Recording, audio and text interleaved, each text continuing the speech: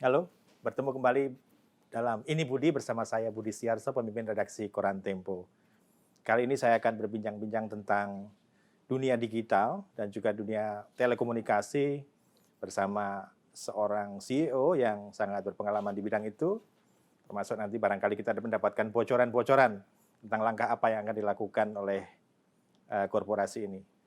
Kita akan berbincang dengan Direktur Utama PT Telkomsel, Bapak Stianto Hantoro. Selamat siang, Pak Anto. Selamat siang, Mas Budi. Terima kasih sudah bersedia Siap. menerima saya di program Ini Budi. Siap. Ini program yang memang bincang satu-satu dengan CEO, dengan politikus dan segala macam. Oke. Oke. Sedang sibuk apa nih, Mas Anto? Ini menjelang Lebaran biasanya Telkomsel kan sangat sibuk, sangat lonjakan-lonjakan telekomunikasi begitu ya. Ya, seperti biasa sebetulnya hampir semua operator telco lah ya. Pasti kalau menjelang momen Ramadan dan Idul Fitri ada special task force yang kita bentuk untuk menjaga network, untuk memastikan agar layanan yang kita berikan kepada masyarakat selama periode Ramadan dan nanti Idul Fitri yang biasanya melonjakannya lumayan, Mas.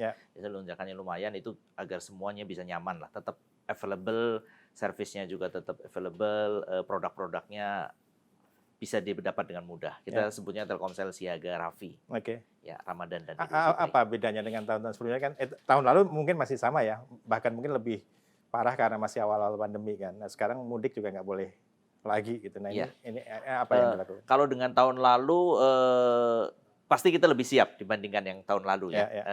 Dibandingkan yang sebelumnya, mudik-mudik sebelumnya ada mudik fisik, sekarang mudiknya virtual, virtual. Jadi secara penyiapan virtual kita lebih siap dan behavior masyarakat juga sudah semakin tinggi untuk menggunakan sarana virtual. Jadi kita ngelihat pertumbuhan trafficnya juga diprediksi akan jauh lebih tinggi dibandingkan mudik yang lalu.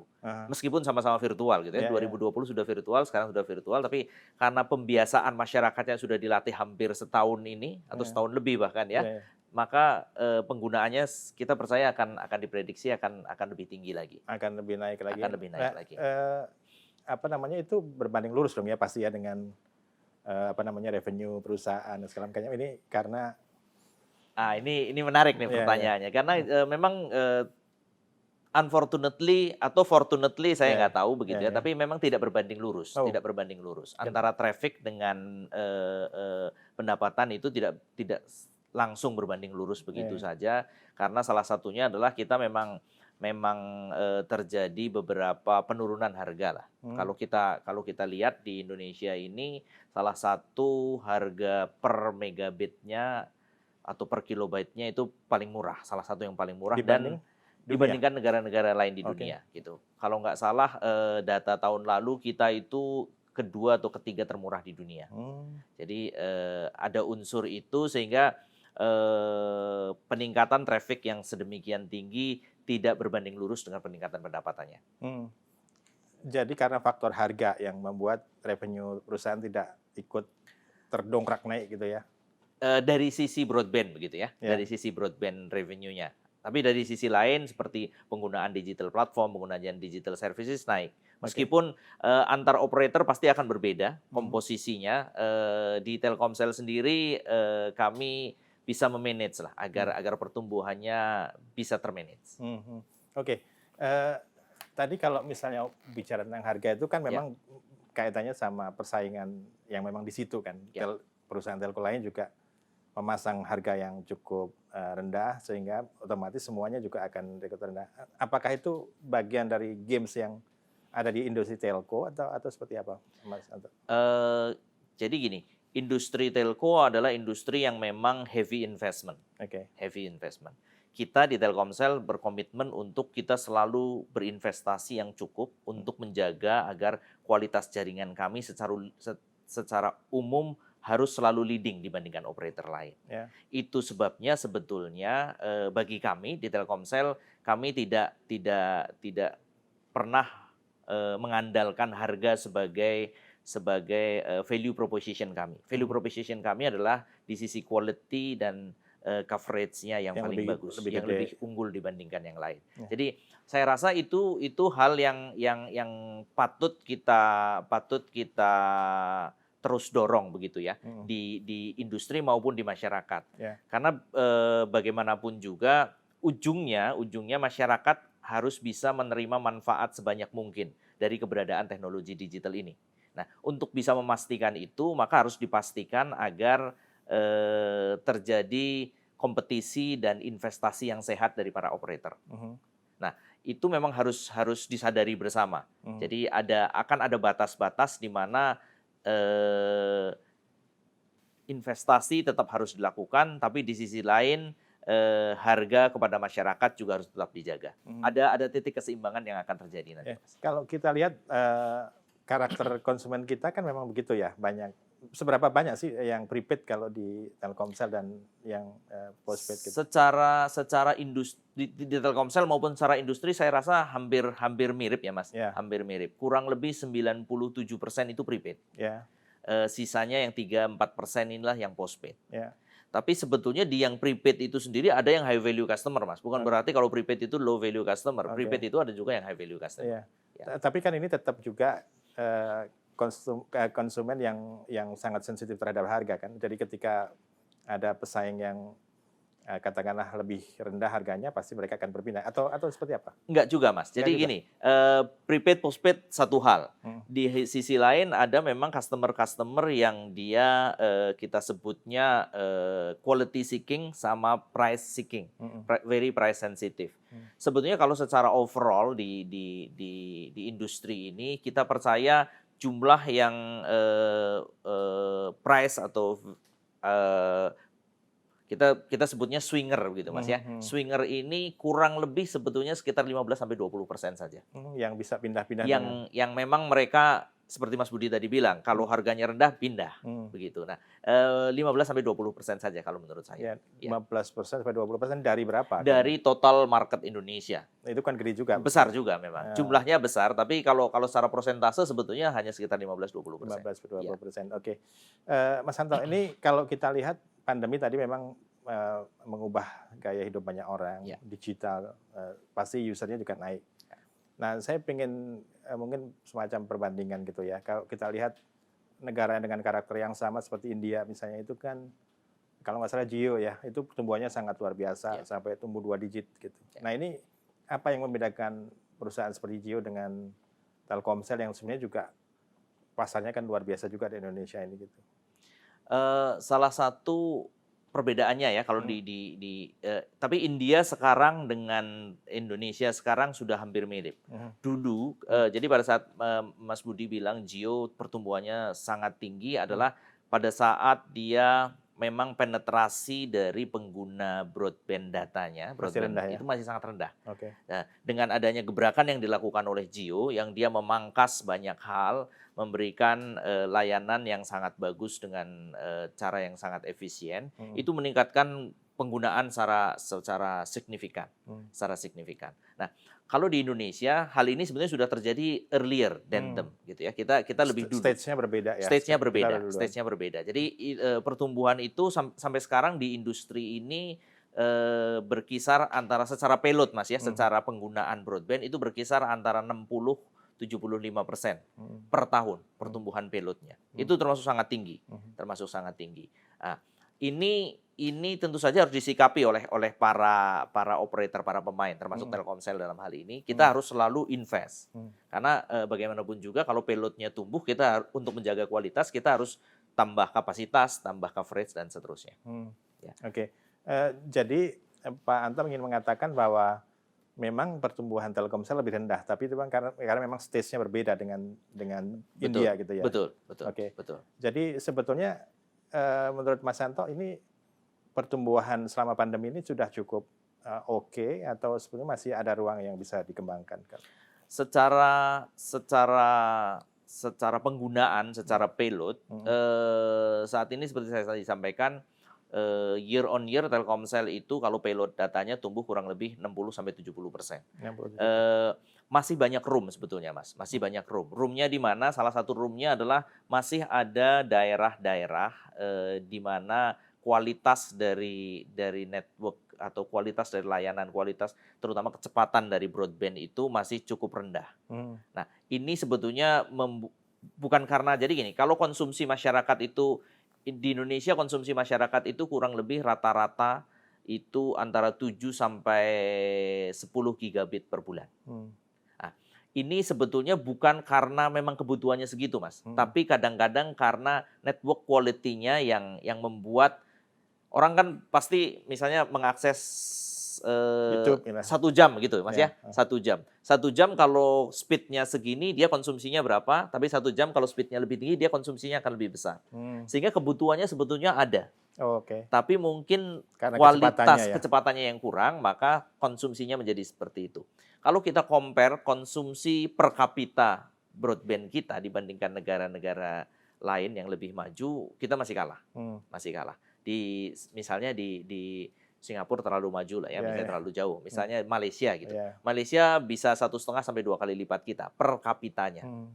Salah satu yang menjadi hal utama di situ adalah karena kualitas kecepatan dari jaringan itu. Jadi sebenarnya orang itu pengen mengkonsumsi lebih gede, tapi karena kecepatannya memang segitu kan nggak mungkin orang spend misalnya 24 jam di gadget gitu kan. Dia punya spend 1 jam, 2 jam. Nah, kalau kecepatannya optimal sebetulnya konsumsinya akan lebih besar. Jadi apa yang akan dilakukan untuk mengejar room tadi oleh Telkomsel? Telkomsel sebagai leading company di Indonesia, pasti kita ngomongnya kita akan bertransformasi dari telco menjadi digital telco.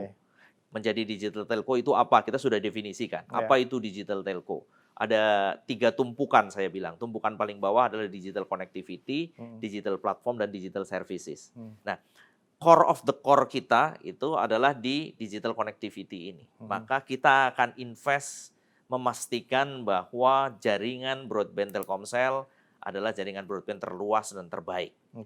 Jadi secara coverage kita akan selalu terluas, dan secara kualitas speed kita akan terus kita tingkatkan kapasitasnya agar nyaman di masyarakat. Jadi itu infrastruktur ya berarti? Infrastruktur. Di luar infrastruktur ada nggak ya? Di luar infrastruktur yang saya bilang 2 itu tadi, Mas, yang di digital platform dan digital services. Karena infrastruktur bagaimana kita bisa menyediakan layanan kepada masyarakat agar masyarakat bisa menggunakan layanan digital sehingga infrastrukturnya kepake. Kan begitu ya logikanya. Nah, di atas yang di 2 stack yang di atas, 2 tumpukan yang di atas ini, saya ibaratnya beginilah, kita ikan di air tawar begitu, Mas. Kalau mau masuk ke air payau dan air asin, kita nggak bisa sendiri. Kita harus berpartner. So, strategi yang di digital platform dan digital services adalah kita berpartner dengan sebanyak mungkin pemain native di digital. Ini menarik nih. Kita masuk langsung ke situ ya. Menjelang akhir tahun lalu kan ini salah satu berita yang juga menjadi cover story di majalah Tempo adalah tentang masuknya Telkomsel kayak Gojek ya, salah satu perusahaan unicorn di Indonesia gitu. Sejauh apa sampai sekarang? Ini kan kalau saya nggak salah ingat waktu itu ada beberapa term yang akan dijalankan kan, di tahap awal, tahap kedua dan seterusnya. Sekarang sudah sejauh apa, Pak Anto? Ya, jadi dulu saya cerita sama Mas Budi ya, bahwa pada saat kita dulu ceritanya belum lengkap. Sekarang belum lengkap ya. Oke. Sekarang lebih lengkap. Harus lengkap. Jadi pada saat kita masuk ke Gojek sebagai investornya Gojek begitu ya. Memang itu dalam kerangka yang tadi saya sampaikan, digital connectivity, platform dan services. Kita memang strategi kita adalah kita berpartner dengan the best in their area, dalam hal ini Gojek. Dan pada saat kita masuk itu, kita menandatangani ada collaboration agreement antara Telkomsel dengan Gojek. Dalam collaboration agreement itu ada beberapa sinergi effort yang harus kita lakukan bersama dalam rangka memberikan layanan yang lebih baik kepada masyarakat tentu saja. Nah, so far kalau saya tidak salah ada 10 item di situ yang kita sudah plankan memang, kita sudah plankan kapan ini dijalankan kapan begitu. So far achievement dari plan itu above yang kita plan, Mas. Kurang lebih 107-108% dari apa yang kita plan. Dari yang diperkirakan. Dari yang diperkirakan. Jadi salah satu saya bisa sebut beberapa, kita ada upaya untuk membuat para mitra driver Gojek itu memperoleh manfaat yang lebih dari broadband-nya Telkomsel. Kita ciptakan paket-paket khusus untuk mereka yang jauh lebih menarik dan jauh lebih sesuai dengan karakter mereka sebagai driver Gojek misalnya. Kemudian kita juga ada kolaborasi di advertising, bagaimana kita bisa membantu para merchant GoFood-nya Gojek itu untuk bisa menggunakan location-based services advertising dari Telkomsel. Jadi My Ads-nya Telkomsel bisa digunakan oleh mereka. Terus kita juga, Mas tahu ya, kita sama-sama punya outlet yang banyak. Gojek punya merchant GoFood yang banyak, kami punya outlet yang menjual produk-produk kami yang cukup banyak. Bagaimana dua ini bisa cross? Bisa cross. Jadi sekarang banyak merchant-merchant Gojek yang juga menjadi outletnya Telkomsel, demikian juga sebaliknya. Jadi ini merupakan terjadi kolaborasi. Betul, kolaborasi. Jadi kita memastikan bahwa dengan kolaborasi, dengan kami menjadi investor di Gojek, maka ini akan membuat servis yang kami berikan kepada pelanggan kami, baik di sisi Gojek maupun di sisi kami, meningkat jauh lebih cepat daripada sebelumnya. Akselerasinya lumayan sekali. Tadi 10 itu apa aja yang boleh diindikan?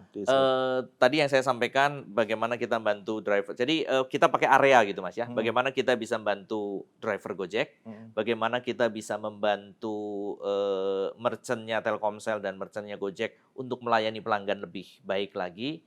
Kemudian ada area-area yang sifatnya lebih ke back end, bagaimana kita bisa memastikan terjadi efisiensi yang lebih bagus di sisi network kami. Contohnya, Mas ya, kita untuk mengoptimalisasi network itu kita butuh banyak sekali inputan biar network kita optimal. Driver Gojek selalu bergerak, Mas, setiap hari. Nah, itu bisa dimanfaatkan, Mas. Itu bisa dimanfaatkan secara technically. Bisa dianalisis. Betul, bisa dianalisis. Nah, itu hal-hal seperti itu banyak sekali. Saya nggak hafal, Mas, 10-nya, tapi on overall basis achievement dari plan yang kita jalankan sekarang, saya ingat persis angkanya antara 107-108% dari what we plan. Itu pencapaian yang cepat juga ya. So jadi so far so good lah, Mas. So far so good. Saya pengen flashback sedikit, Mas. Mungkin tidak semua bisa ngikutin kolaborasi ini dari awal ya. Saya kira Mas Santo dulu kan sejak dari Telkom juga sudah terlibat dalam usaha untuk investasi ke Gojek. Nah, saya pengen tahu secara singkat mungkin ya, apa sih waktu itu yang di Telkom waktu itu gagal ya. Kemudian setelah Pak Anto memimpin Telkomsel, akhirnya dapat lampu hijau dari Kementerian BUMN. Ini apa yang terjadi waktu itu? Jadi gini, Mas. Jadi sejak awal saya jadi kalau saya bicara tentang bagaimana menjadi digital telco itu pada saat itu memang kerangkanya di Telkom Group. Di Telkom Group. Bagaimana menjadi digital telco dan sejak awal dan itu sudah dicetuskan sebetulnya memang di dalam corporate strategic plan-nya Telkom Group secara keseluruhan bahwa akan ada 3 stack itu. Dan bahwa stack yang di atas, yang kedua dan ketiga ini harus kita lakukan dengan cara kolaborasi. Maka disitulah awalnya waktu masih di Telkom juga begitu, saya dorong agar saya orang yang percaya bahwa kalau kita mau berpartner, kita harus berpartner dengan yang the best. Maka saya pilih yang the best pada saat itu ada. Dan sampai saat ini juga masih the best begitu, kita coba lakukan. Pada saat itu di Telkom tidak terjadi, kenapa? Karena waktu itu salah satu hal yang kurang bisa digali adalah sinergi value-nya. Kita tahu Gojek itu B2C, Telkom Group secara keseluruhan ada B2B, B2C.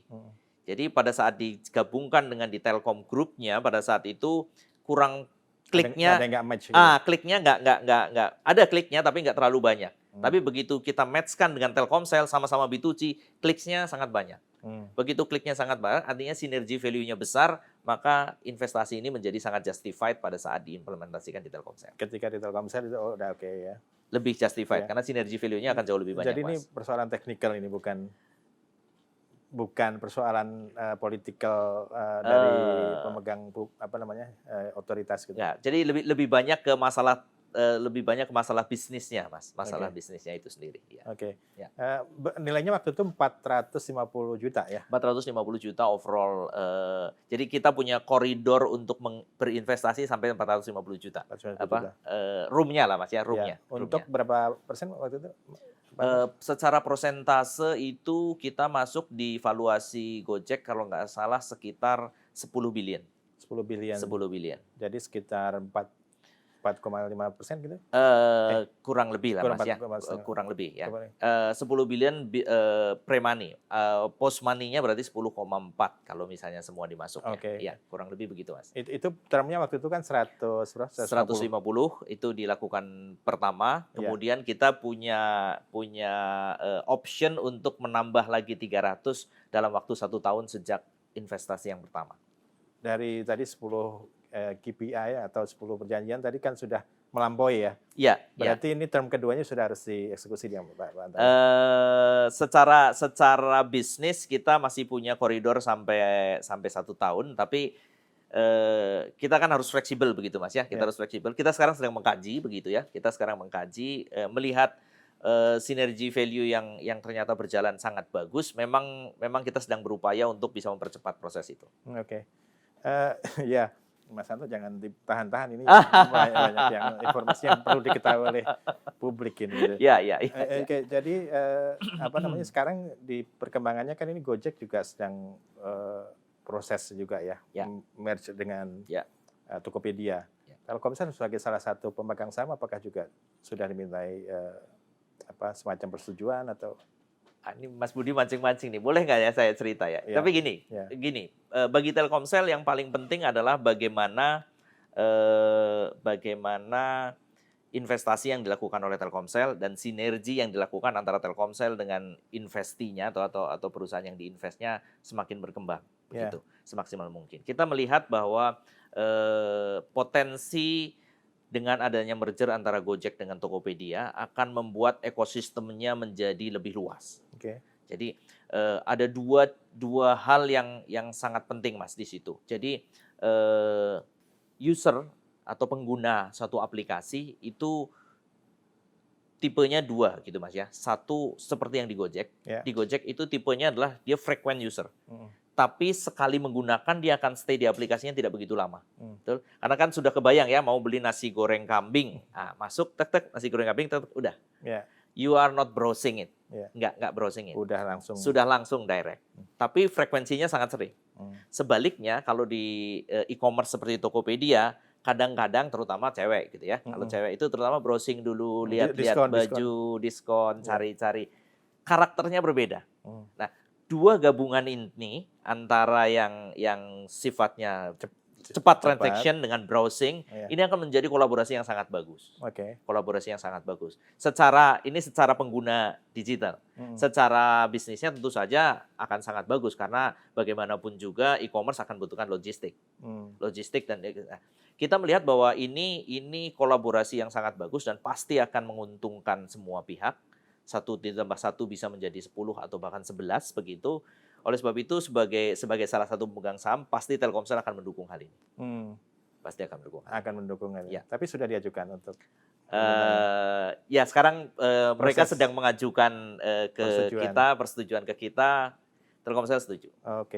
Jadi menarik ini karena pada ujungnya yang Telkomsel juga yang untung gitu ya. Betul.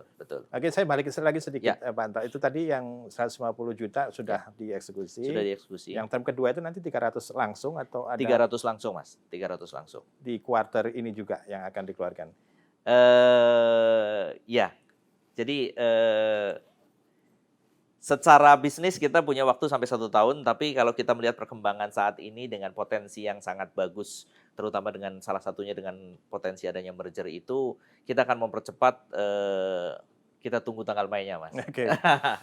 dalam beberapa saat akan ada. Iya, iya, iya. Ya. Jadi ini sebenarnya secara bagi dua pihak sebenarnya saling menguntungkan ya, karena valuasi Gojek juga ikut tertopang juga dengan masuknya Telkomsel kan. Betul. Dan itu sangat sangat powerful lah untuk bernegosiasi dalam waktu itu. Sebenarnya mergernya kan mau sama Grab ya. Grab, ya. Sekarang ternyata sama Tokopedia. Ya. Jadi ini kerjasama yang saling menguntungkan. Ya. Jadi kalau Telkomsel itu pada saat kita berinvestasi ke apapun digital itu selalu dua, Mas ya. Dua hal yang dilihat.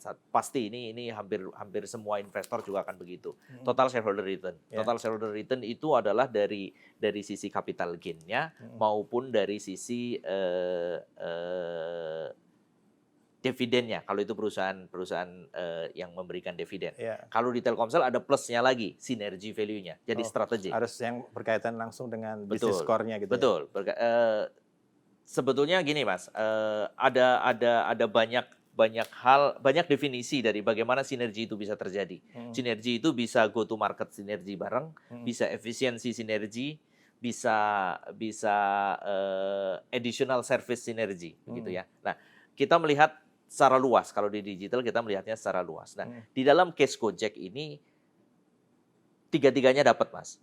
Capital gain-nya dapat, ada efisiensi dengan bekerja samanya Telkomsel dengan Gojek ini, ada efisiensi yang didapat oleh Telkomsel. Ini yang saya bilang tadi, sinergi di sisi back end.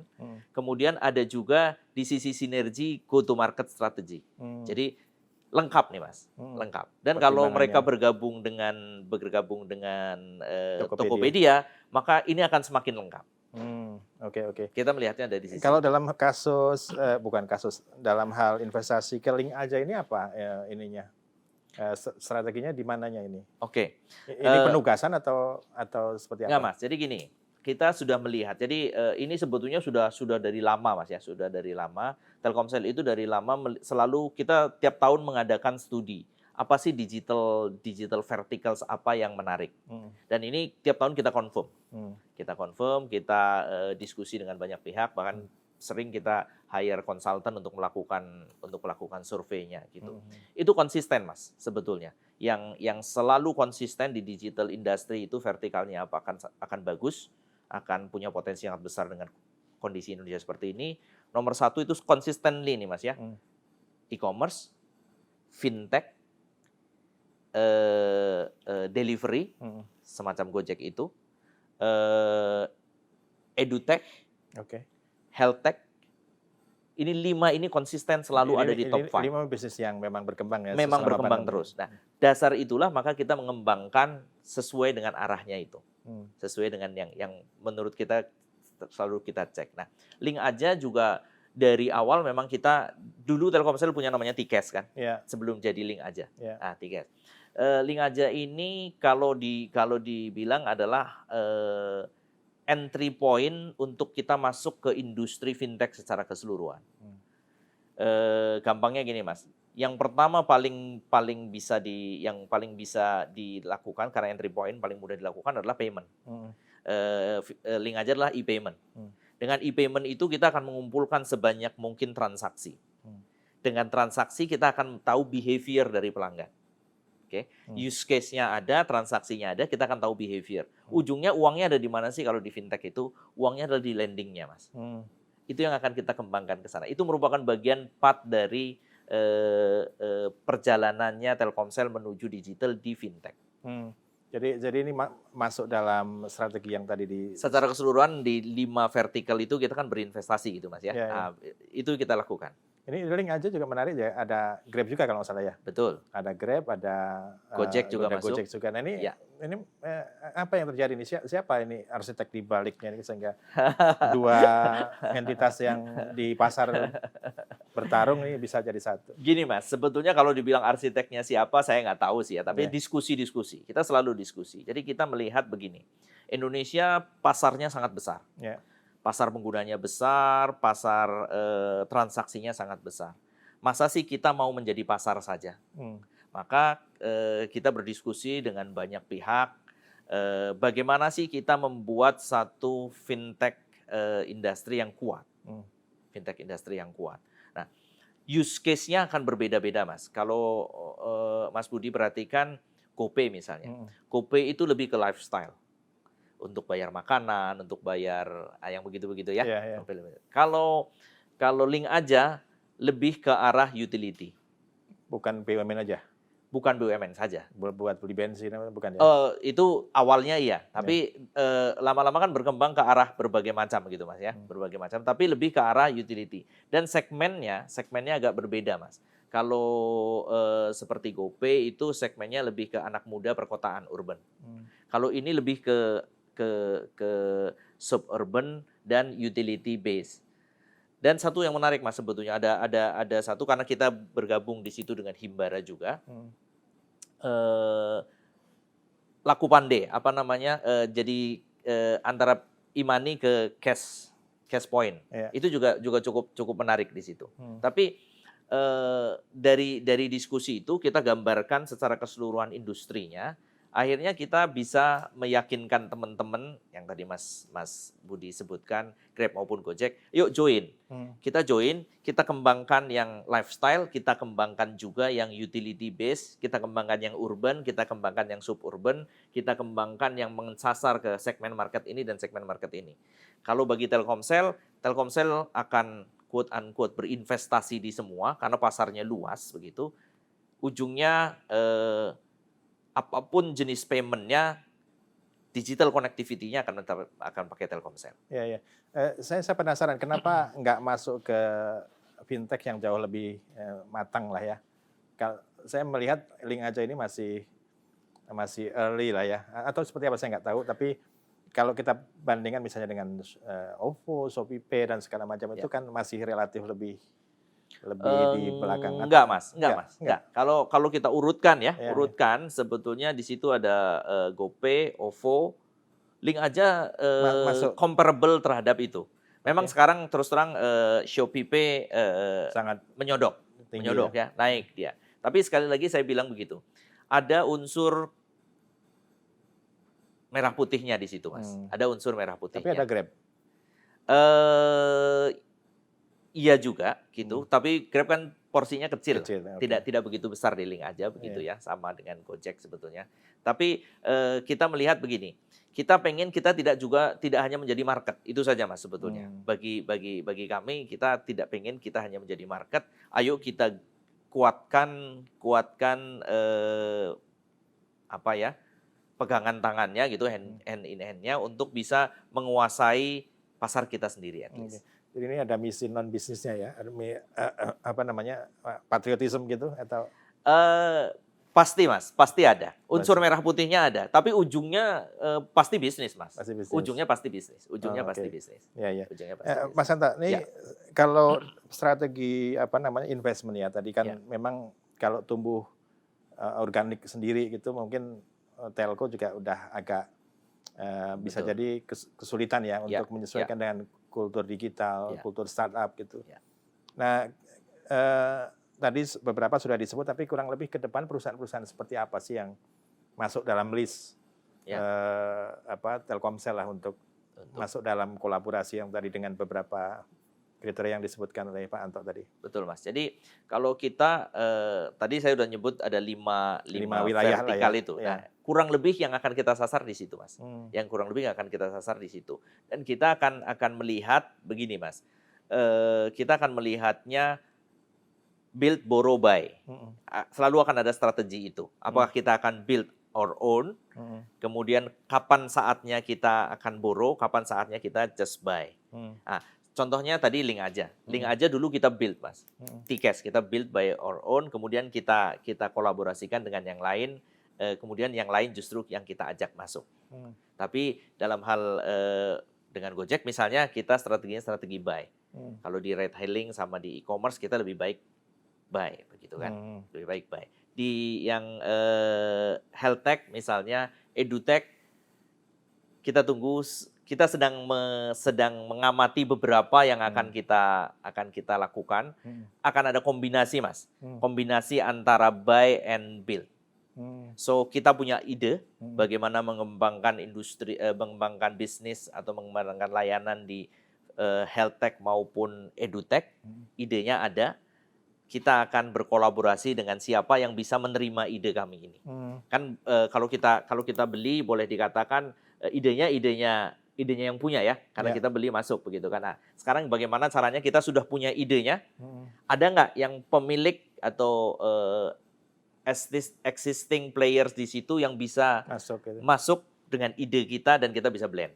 Oke. Ya, soal build ini kan pengalamannya juga nggak bagus kan? Betul.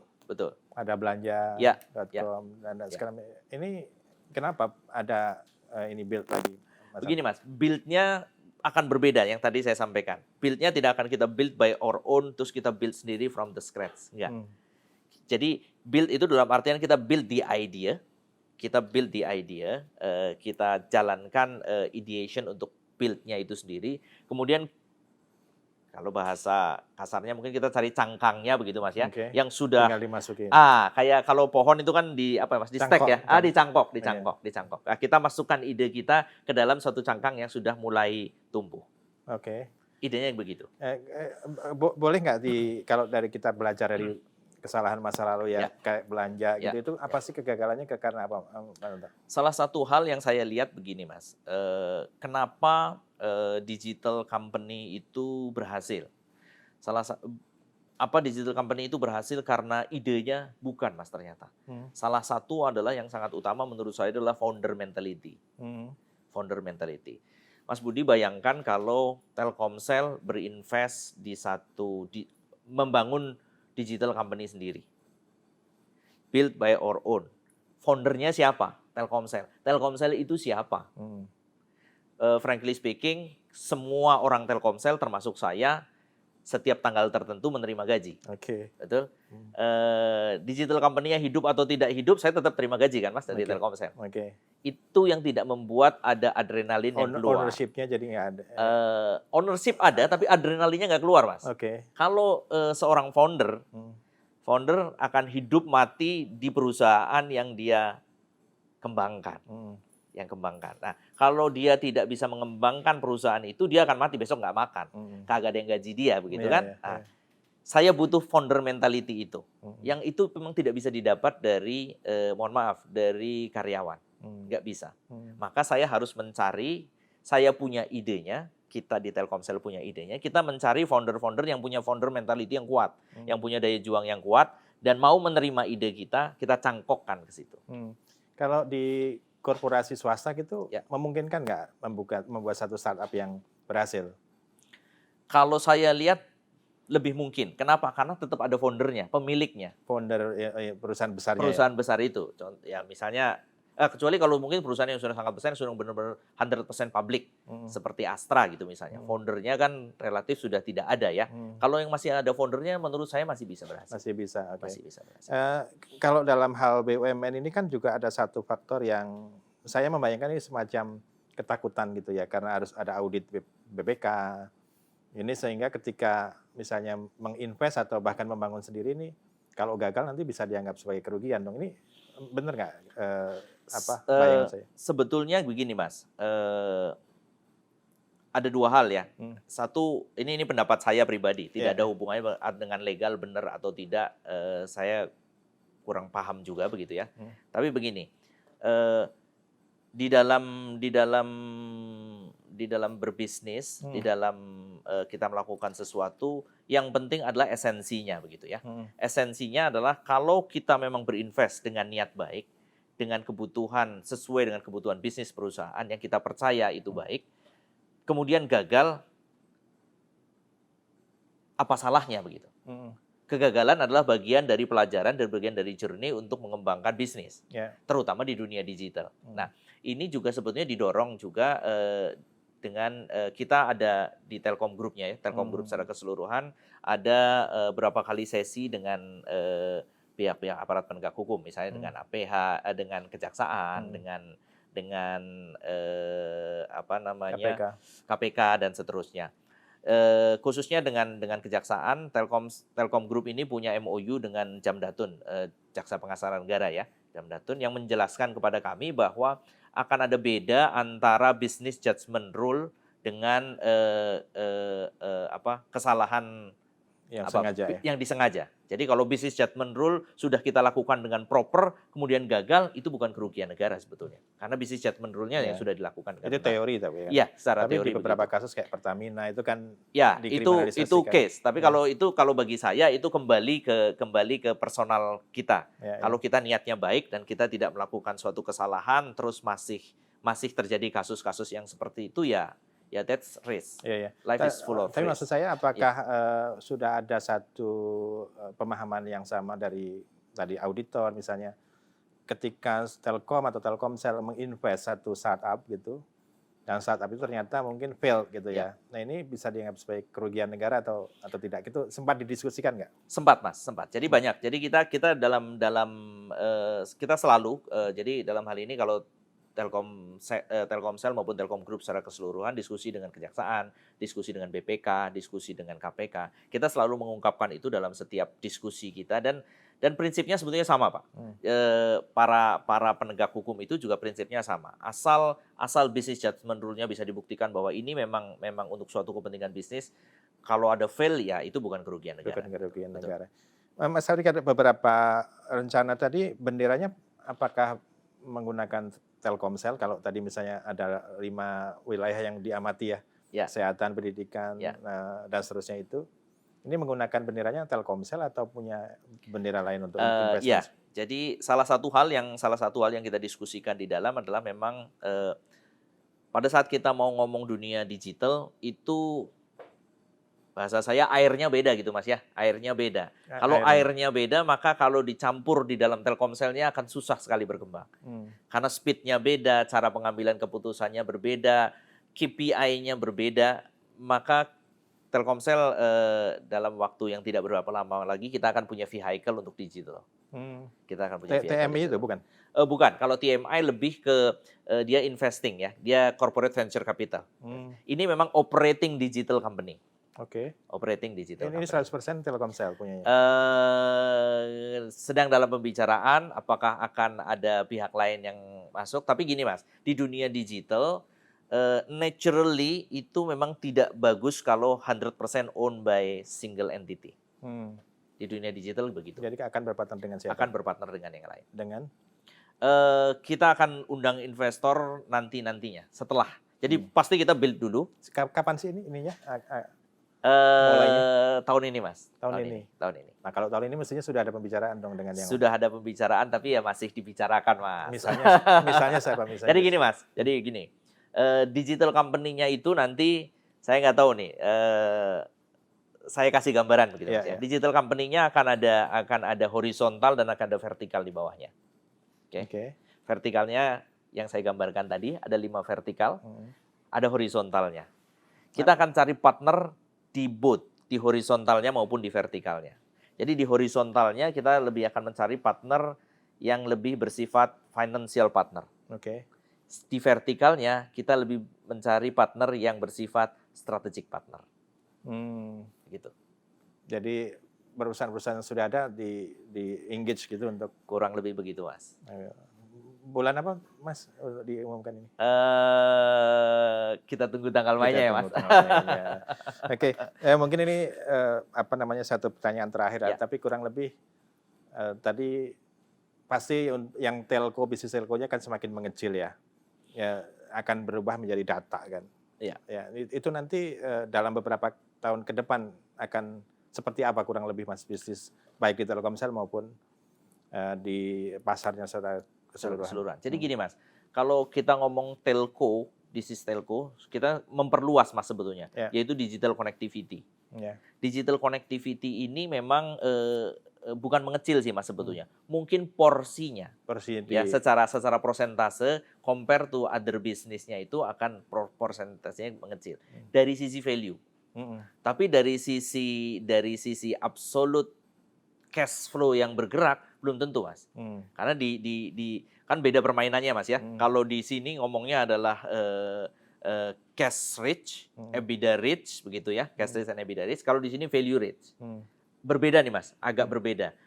Makanya yang saya bilang tadi, KPI-nya berbeda. Kalau joke saya ke teman-teman, itu kalau digital connectivity itu kita kayak beli sapi atau beli kambing. Di kilo. Makin gemuk makin bagus. Tapi kalau di digital platform dan digital services, kita seperti beli anjing pudel. Bagusnya bukan karena yang makin gemuk kan, tapi yang bulunya makin bagus misalnya. Nah, cara menghitungnya berbeda. Nah, porsi dari sisi yang tadi Mas Budi bilang, porsi ini akan mengecil jauh, itu dari sisi value. Dari sisi value mengecil jauh mungkin. Kenapa? Karena ada valuation multiple yang berbeda antara digital connectivity dengan digital platform dan service. Di connectivity multiple-nya telco seperti Telkomsel mungkin 7 sampai 9 kali EBITDA multiple sudah bagus. Tapi kalau di digital company bisa 20, 50 bahkan 100. Ini yang harus kita mix secara keseluruhan sehingga memberikan total shareholder value kepada shareholder kita secara optimal. Oke. Sedikit lagi Mas, apa tadi namanya yang di entitas baru itu untuk investment itu, ini memungkinkan nggak misalnya katakanlah untuk akuisisi user gitu ya, menggunakan strategi seperti yang pada lazimnya itu ada membakar uang dan segala macam itu, mungkin nggak sih kalau dilakukan oleh gini, saya tidak suka menggunakan istilah membakar uang gitu Mas. Saya juga tidak suka, tapi kurang lebih gampangannya begitu. Gitu. Jadi gini, di dunia digital memang cara untuk karena perhitungannya berbeda itu Mas. Cara untuk mencari traction adalah dengan memberikan manfaat sebanyak mungkin kepada penggunanya. Untuk akuisisi pelanggan. Itu sebenarnya juga sama Mas. Di dunia telco juga sama. Sadar atau tidak sadar sebetulnya pada saat kita mengakuisisi pelanggan pasti ada biaya yang keluar. Kalau Mas Budi, karena Mas Budi pasti pengguna postpaid nggak tahu. Kalau pengguna prepaid akan tahu. Saya prepaid. Prepaid. Tapi prepaid yang sudah lama kan? Sudah lama. Sudah lama. Kalau Mas Budi beli kartu baru, secara per megabitnya pasti lebih murah daripada pelanggan existing. Pasti. Itu sebetulnya sama Mas. Jadi di dunia apapun menurut saya pada saat kita mengakuisisi pelanggan akan ada biaya pelanggan. Jadi saya membayar lebih mahal ya daripada yang pelanggan baru. Bukan juga, bukan begitu juga. Servicesnya beda. Karena ini untuk jadi ada biaya yang harus dikeluarkan oleh perusahaan untuk mengambil pelanggan begitu ya. Memang ada. Nah, itu juga di digital akan terjadi Mas. Pasti akan terjadi. Jadi artinya entitas baru yang tadi yang belum disebutkan oleh Mas Santo tadi. Apa namanya Mas? Ya belum ada Mas, belum disebut. belum lahir. Saya pikir kepancing. Itu nanti juga memungkinkan untuk menggunakan bisnis seperti itu ya. Karena memang dia harus bergerak dan berpikir dengan cara digital. Itu sebabnya nggak bisa di dalam telco Mas. Di dalam telkonya nggak bisa. Untuk nama generiknya Digico aja Mas ya, digital company. Ini telco, ini Digico. Jadi memang dia harus menggunakan pendekatan yang sama yang dilakukan di bisnis digital. Di bisnis digitalnya. Baik. Ya, betul. Terima kasih Mas Santo. Sangat menarik pembicaraannya. Dan beberapa tadi kurang kepancing, jadi terutama beberapa investasi yang akan dilakukan oleh Telkomsel. Baik, kita mengakhiri pembicaraan dengan Bapak Sianto Hantoro, Direktur Utama PT Telkomsel. Dan kita bertemu kembali di program Ini Budi episode-episode berikutnya. Terima kasih. Terima kasih Mas Santo. Thank you.